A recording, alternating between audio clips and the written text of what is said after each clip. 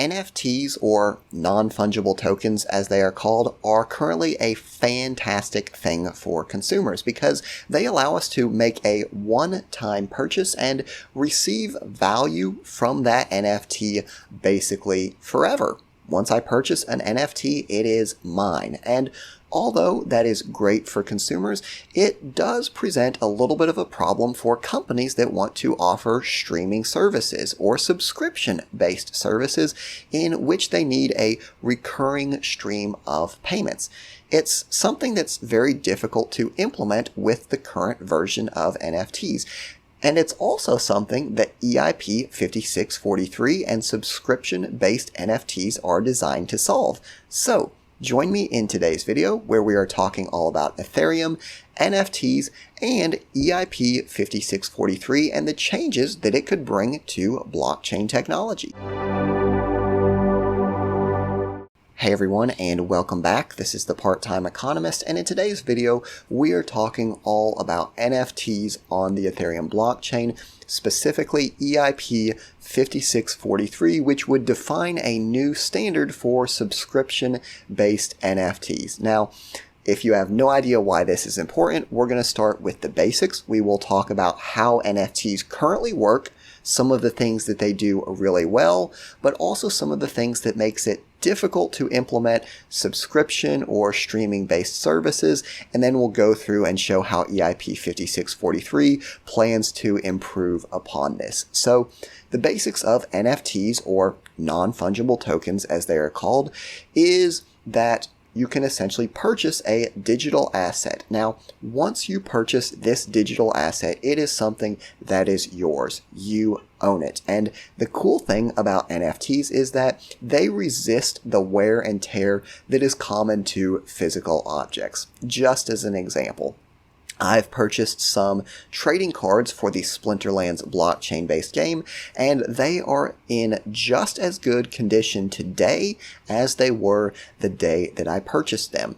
If you buy digital music as an NFT, you never have to worry about it losing audio quality because there's no physical disc that's going to get scratched. Also, once you've purchased it, it is yours. You don't have to worry about the creators coming and charging you an additional fee.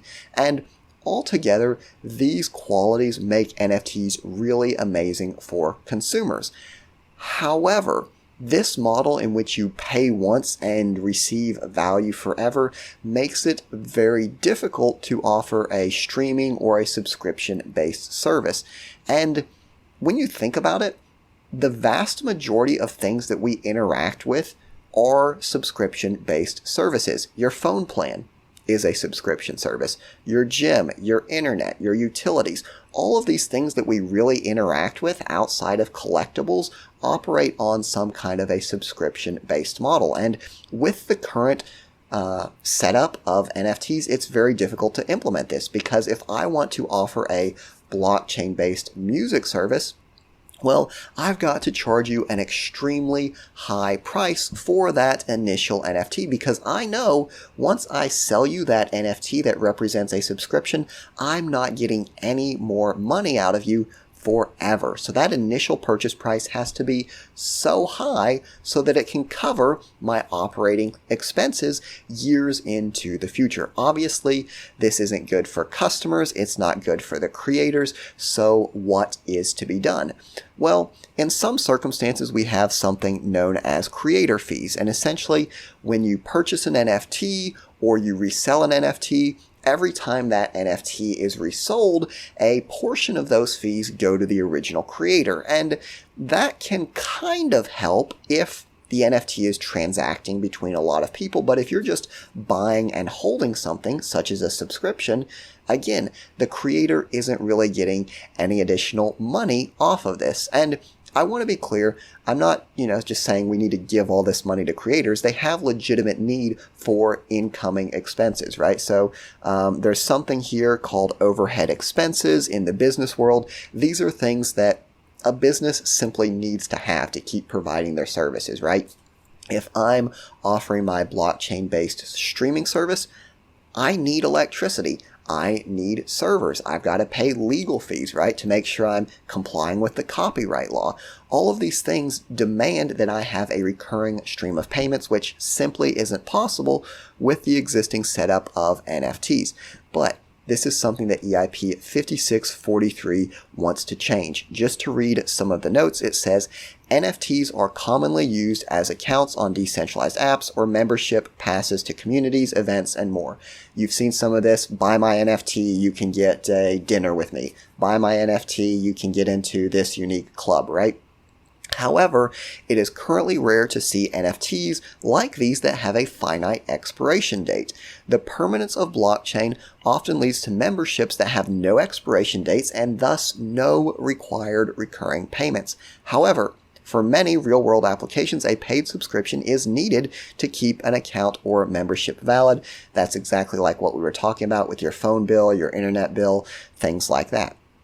So what this new proposal, EIP 5643, does is it wants to create an additional kind of extension of the ERC 721 token standard that will enable these NFTs to have a definite expiration date, as well as the ability to update the subscription, to renew the subscription, and to cancel the subscription. Now, this is why this is so cool, because now I can issue a subscription to a blockchain-based streaming service, and I say, okay, you can pay for it for a year up front, and at the end of the year, that NFT, it goes away. It doesn't give you access to my streaming service anymore unless you renew, right?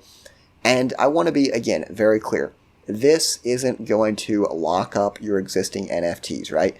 Collectibles, artwork, things like that. It's not going to restrict you. It gives us an additional option for new technologies, new services here. So again, just as you have a Spotify subscription, a gym subscription that has an expiration date, this EIP 5643 would implement similar functionality, but still giving you all the benefits of having that NFT on the blockchain. So again, halfway through your subscription, you're tired of it? Well, unlike your gym membership, unlike your utility bill, you're halfway through, you can, again, transfer that NFT just as you would any other NFT. And the cool thing, again, about this, someone else, they can purchase that NFT halfway through your billing cycle, and then they can renew it on their own. So I see this being absolutely huge, because a lot of what we're seeing right now is just kind of the digital collectibles, the digital artwork. But could you imagine if, kind of like Microsoft Office, right? Instead of paying their $99 a year subscription, you have an NFT that gives you access to Microsoft Office or to Spotify or something like that. It's really taking the payment model that is so common in basically every other product and service and bringing it to blockchain technology. So obviously, this is something that I'm really excited about. It's quite early in the process, so we'll have to wait to see how more information comes out. But at least for now, I think EIP 5643 and the subscription-based NFTs are going to do immense things for getting NFTs away from just this kind of digital artwork profile picture, which again, that can be important, but we're trying to build something bigger here. We're trying to build these smart contracts and a business model that can operate in a trustless environment. And I think these subscription-based NFTs are going to play a huge role in that. But as always, I would like to know your comments. So leave your thoughts down below. Thanks for watching, and I'll see you next time.